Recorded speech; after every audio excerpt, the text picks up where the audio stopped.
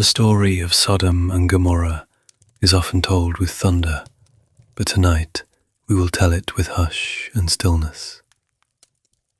Because before the fire, there was mercy. Before the fall, there was a whisper.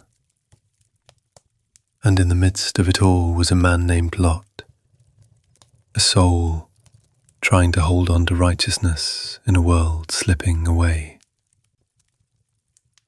So now, settle in, let your body soften, let your thoughts slow, and listen as the night opens like a quiet door. We begin now. This is a story about rescue.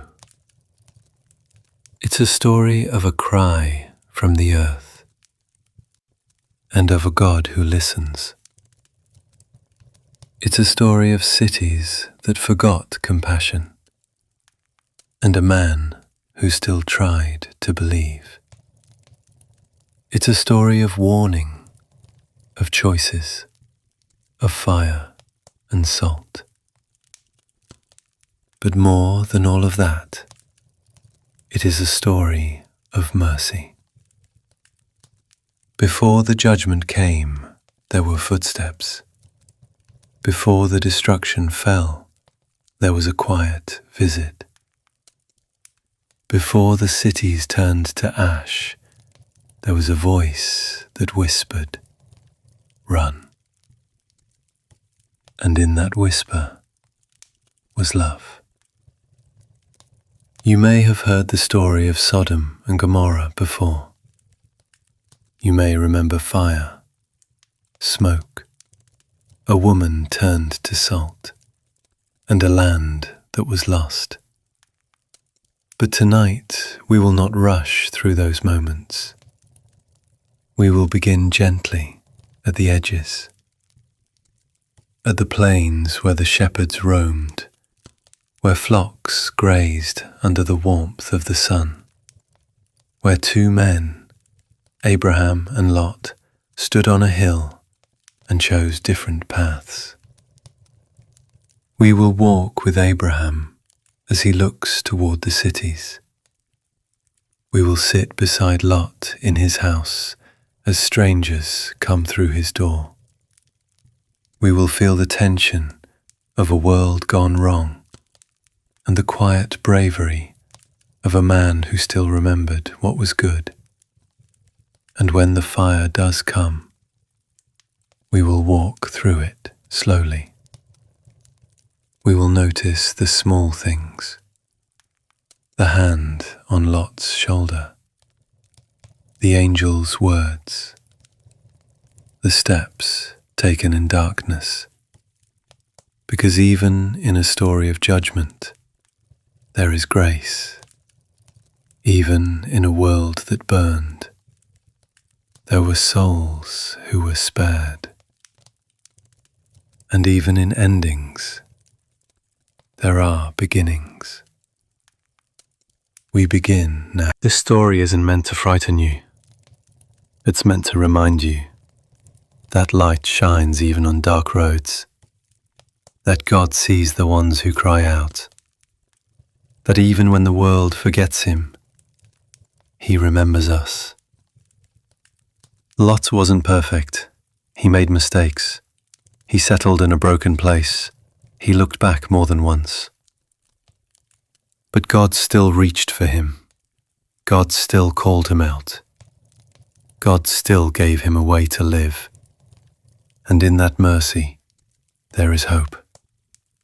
So if your heart tonight feels burdened, if your soul feels far from the quiet hills, if the world around you feels loud and full of fire, come walk with us for a while. Walk into this ancient story.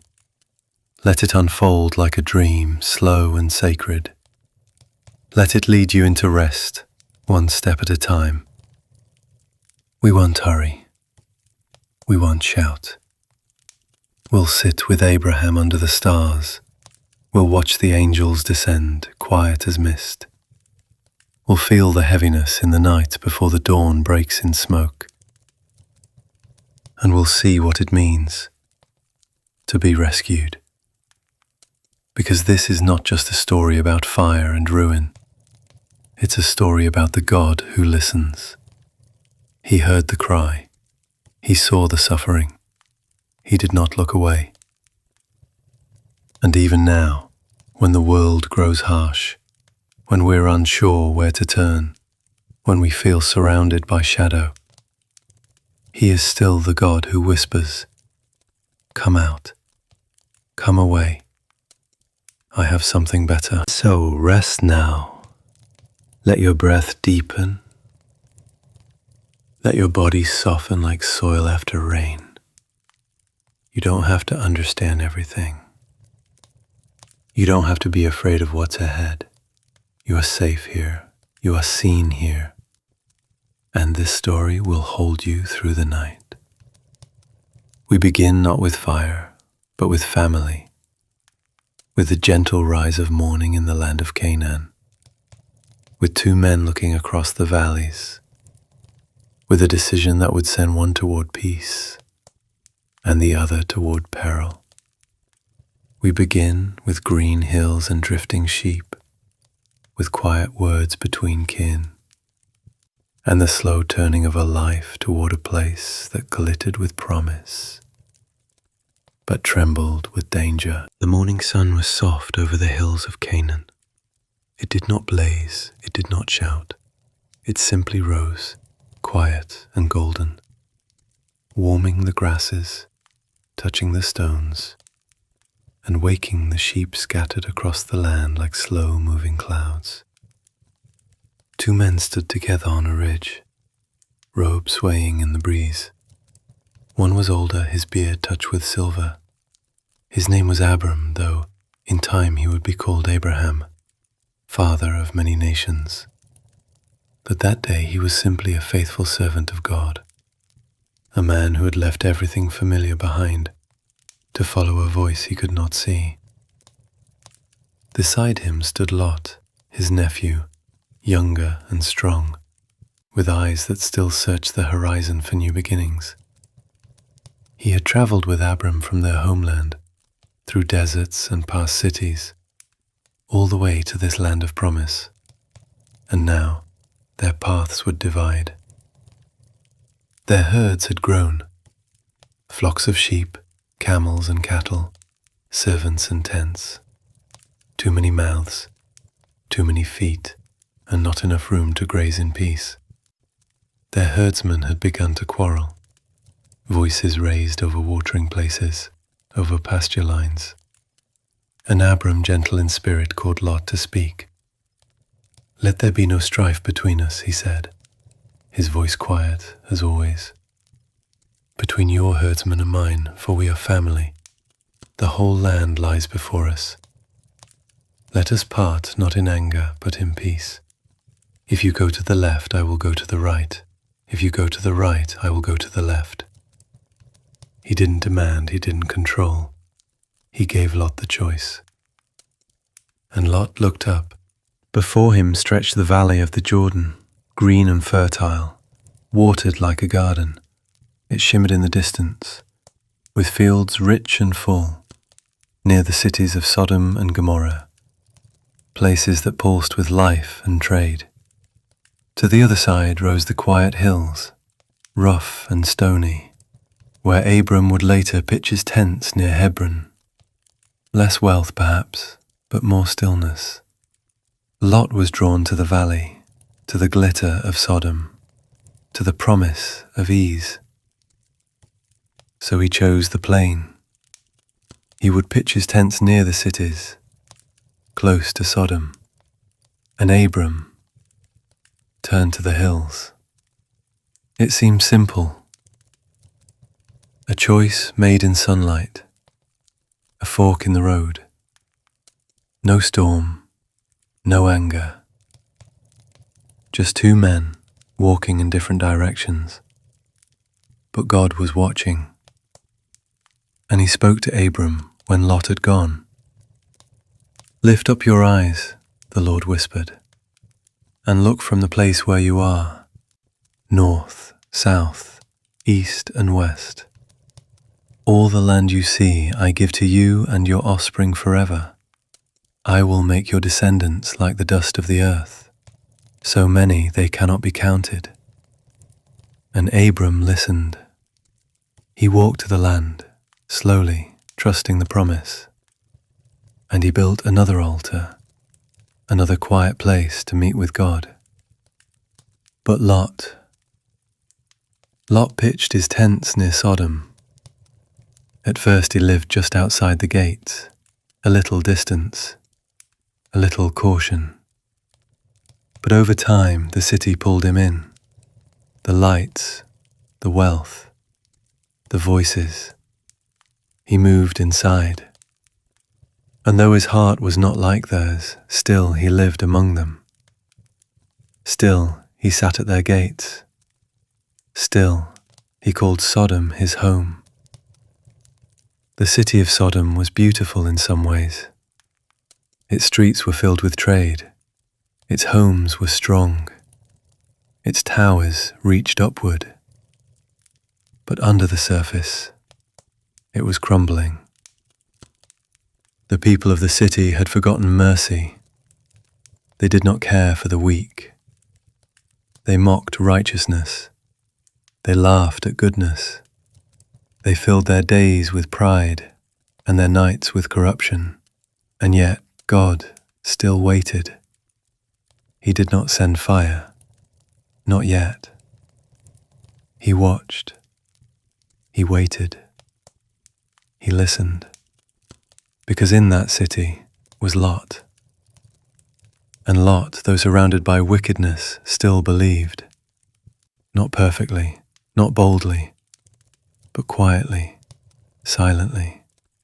Some part of him still remembered Abram's faith, still honored the God of their fathers, still chose in small ways what was right.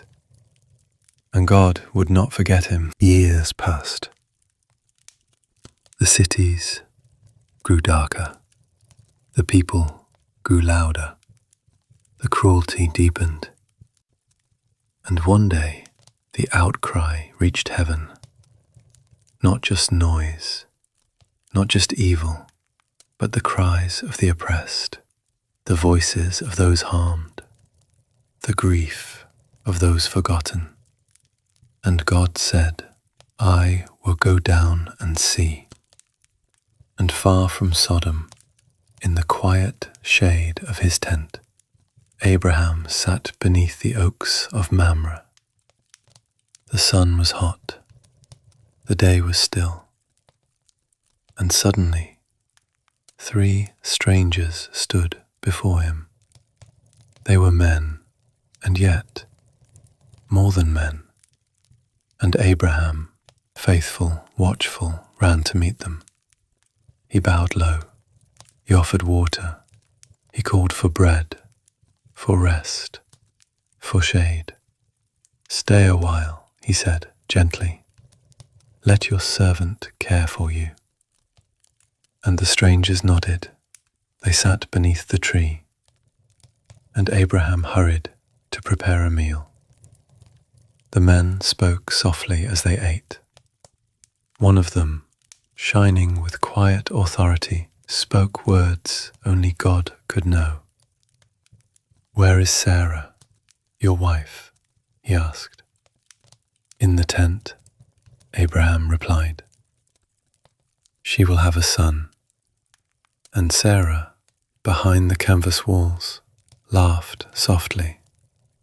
She was old, too old for such a promise.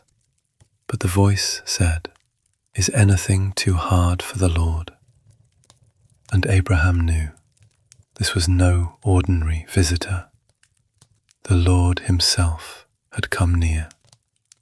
And as the meal ended, the 3 men stood and looked toward Sodom. Abraham walked with them a little while. And the Lord said quietly, Shall I hide from Abraham what I am about to do? So the Lord told him, The outcry against Sodom and Gomorrah is great. The sin is very grave. I will go down and see. If the outcry is true, judgment will come. And Abraham stood still. The city where Lot lived, the place his nephew had chosen, the valley of green that had once seemed so full of promise, was now a place of coming fire. But Abraham did not stay silent. He stood before the Lord, and he began to speak. But that is for the next part of the story. For now, dear one, rest. You've walked the hills of promise. You've seen the choice made at the ridge. You've watched the tents settle near the cities. And you've heard the cry rise to heaven. Close your eyes. Let the plains. The outcry of Sodom and Gomorrah is great, and their sin is very grave. And now the Lord was preparing to send his messengers onward. But Abraham stayed close. He looked toward the cities. He remembered Lot. He knew the cities were broken. He had heard the stories. He had seen the people who passed through, hard-eyed, cruel, proud. But still, people lived there. Surely not all were wicked. Surely not all had turned away from what was right. Surely some could be spared. And so Abraham, gentle and brave, drew near and whispered to God, "Will you indeed sweep away the righteous with the wicked?" It was not accusation. It was wonder. What if there are 50 righteous people in the city? Will you destroy the place and not spare it for their sake? He paused. Far be it from you to do such a thing, to slay the righteous with the wicked. Shall not the judge of all the earth do what is just? He was not demanding. He was trusting. And the Lord, slow to anger and rich in mercy, answered, "If I find 50 righteous people in Sodom, I will spare the whole city for their sake." Abraham breathed in, steady and quiet. But something in him knew. He lowered his eyes. He bowed again. "I am but dust and ashes. But let me ask again, what if 5 are lacking from the 50? Will you destroy the city for 45? The Lord replied, "I will not destroy it if I find 45 there." And Abraham, encouraged, spoke again, "What if 40 are found there? I will not do it." Then 30, then 20, and each time the Lord answered gently, "For the sake of 30, for the sake of 20, I will not destroy it." And then one final whisper, a hush deeper than before. "Let not the Lord be angry, but what if 10 are found there?" And God, patient and good, said, For the sake of 10, I will not destroy it. There was silence.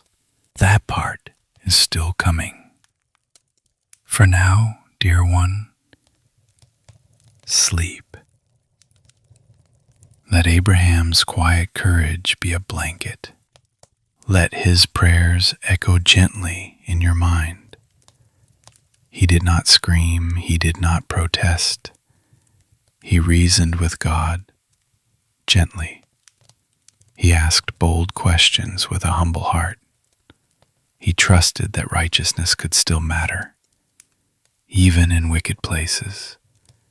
And God listened, not because Abraham was perfect, but because God is merciful. So rest now. Know that your voice is heard, that your questions are welcome, that even in the face of coming fire, a quiet soul standing in faith is enough to hold back judgment. You are not alone. You are not too small. You are not forgotten in the dark. Just like Abraham, your prayers reach the ears of heaven, and mercy always listens. The city of Sodom glittered in the evening. Its stone buildings caught the final light of the day. The market stalls closed slowly, and voices faded as people moved indoors.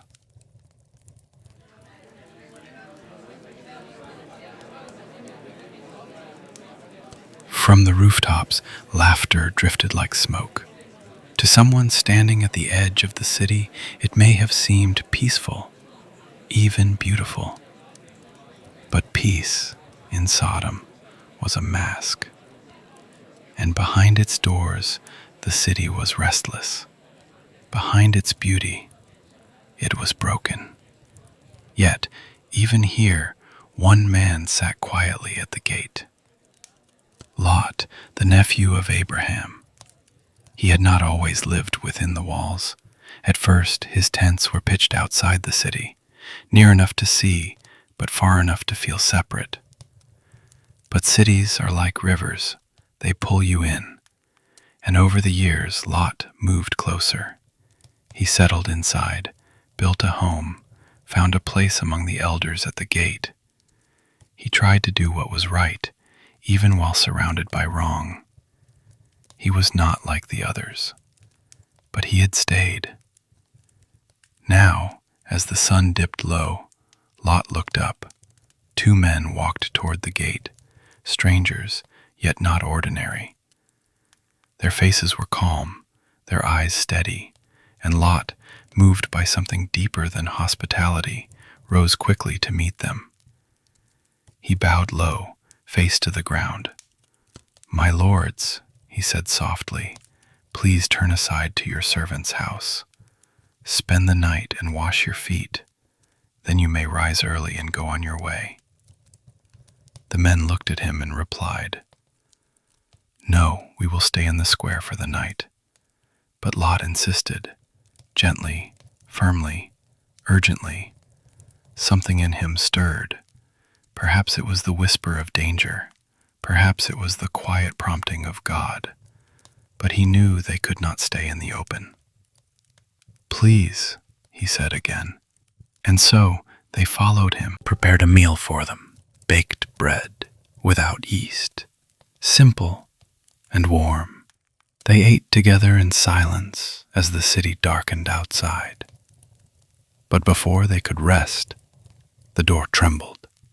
Footsteps, voices, and then shouting. The men of Sodom, young and old, had come. A crowd gathered around Lot's house. They called out loudly, "Where are the men who came to you tonight? Bring them out to us so we can use them for our pleasure." Their voices were cruel, wild, twisted by desire and pride, and Lot stood in the doorway. He stepped outside and shut the door behind him. The night pressed in, He was one man before many, one soul holding the line between mercy and madness. "Please, my brothers," he said, his voice trembling, "do not do this wicked thing." But the crowd did not listen.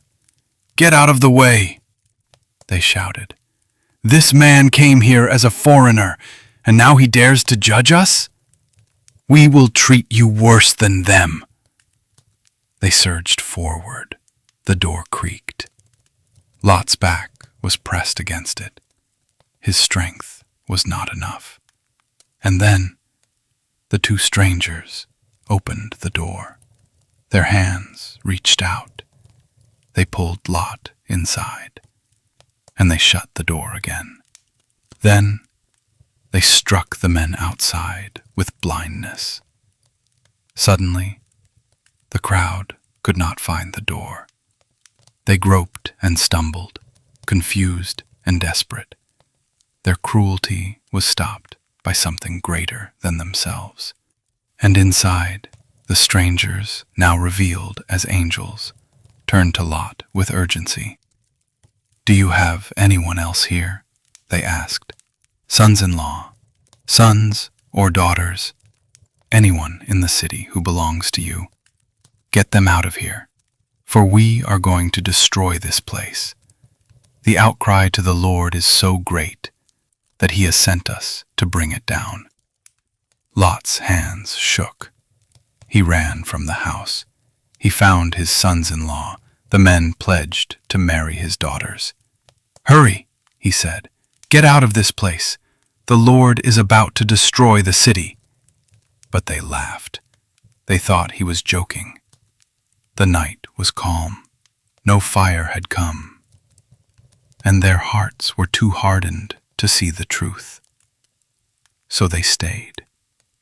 Back at the house, the angels waited. The sky was still dark, but time was short. They turned to Lot again, more urgently. "Hurry! Take your wife and your 2 daughters who are here, or you will be swept away when the city is punished." But Lot hesitated. His feet were heavy, his heart torn. There was love. The stars shone faintly above. A hush fell across the valley, and the footsteps of 4 souls echoed in the fields. Behind them, Sodom still slept, but not for long. As they reached the outskirts, one of the angels spoke with power. "Flee for your lives. Do not look back. Do not stop anywhere in the plain. Flee to the mountains, or you will be swept away." And Lot, trembling, begged softly, "Please, not to the mountains. They are too far. Let us flee to a small town nearby. It is small and close." The angel nodded. "Very well, I grant you this favor. The town will be spared, but hurry, I can do nothing until you reach it." And so the little town, Zoar, became a place of refuge. Lot and his family ran. The horizon began to glow. The sky began to tremble. And as they reached the town, the fire fell. But that is for the next part of the story. For now, rest. Let your eyes close gently. You've walked the city with Lot. You've felt the weight of standing alone. You've seen how heaven reaches out, not with anger first, but with rescue. God did not send fire without warning. He sent messengers. He gave a door. He gave hands to guide. He gave a way out. Even Lot's hesitation did not stop God's mercy. Even fear could not cancel God's grace. And if you've ever felt caught in a place of pressure, a place you stayed too long, a place where right and wrong blurred. Know this, God still reaches, even now, even here. It was early morning. The stars were fading from the sky, but the sun had not yet risen.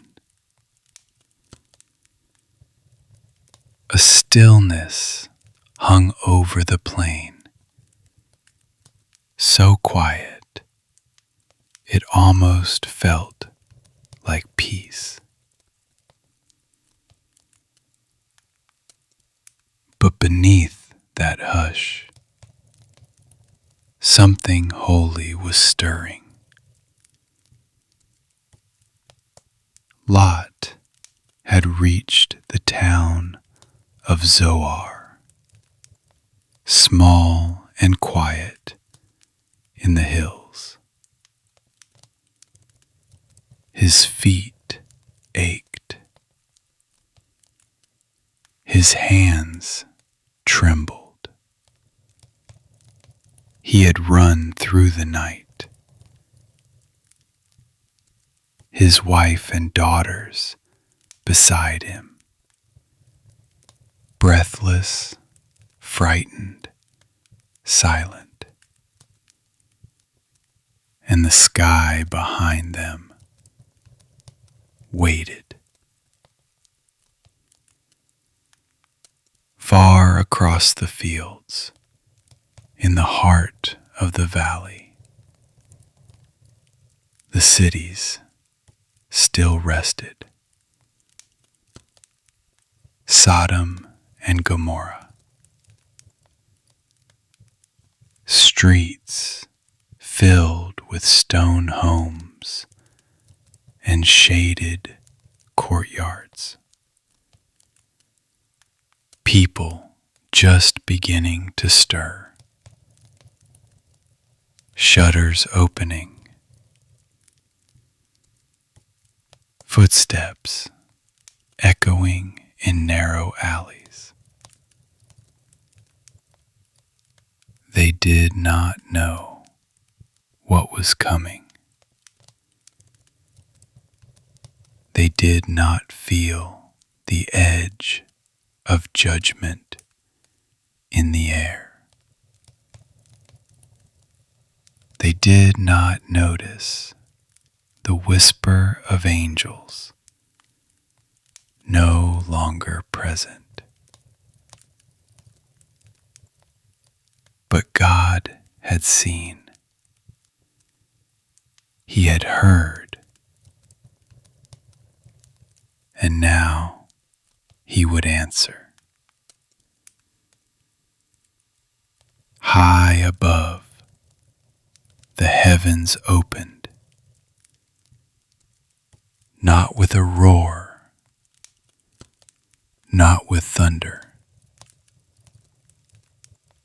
but with fire, slow, relentless, falling in streaks across the sky like stars unraveling. From the Lord Himself, flames rain down over the cities. Brimstone, heat, ash. It did not fall all at once. It came like a storm with no wind, silent, consuming, full of sorrow. Every rooftop, every gate. Scriptures say she became a pillar of salt, still, silent, frozen in place. Her body was not consumed. Her soul was not taken in fire. But she could go no further, because her heart had looked back, yearning not for God's deliverance, but for what was lost. Lot turned. He saw her form glinting faintly in the rising light, and though he kept walking, something in him broke. He had escaped, but he had lost something too. Not because God was cruel, but because the weight of a soul's direction cannot be ignored. Looking back had cost her everything. The cities behind them burned through the morning. The smoke rose in great pillars, black and red, reaching high into the sky. From miles away you could see it, like the smoke of a furnace, billowing into heaven. Even Abraham, still on the ridge where he had prayed, looked down toward the valley. The sun had risen now, but what he saw was not light. It was shadow. It was flame. He had asked for mercy. He had begged for the righteous to be spared. And God had heard.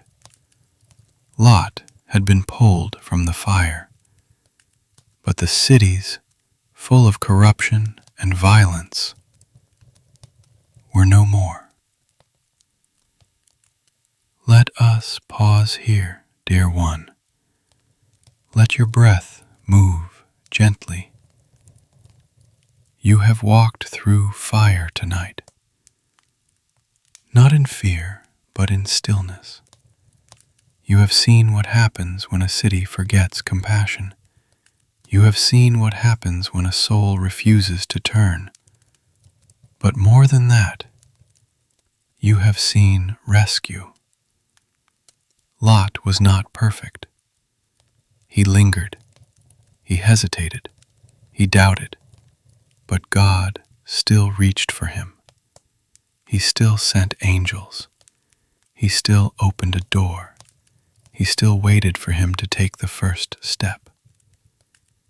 And even now, the mercy of that moment still echoes in our time, because the same God who rained down judgment also sent a whisper, also held a hand, also showed a way out.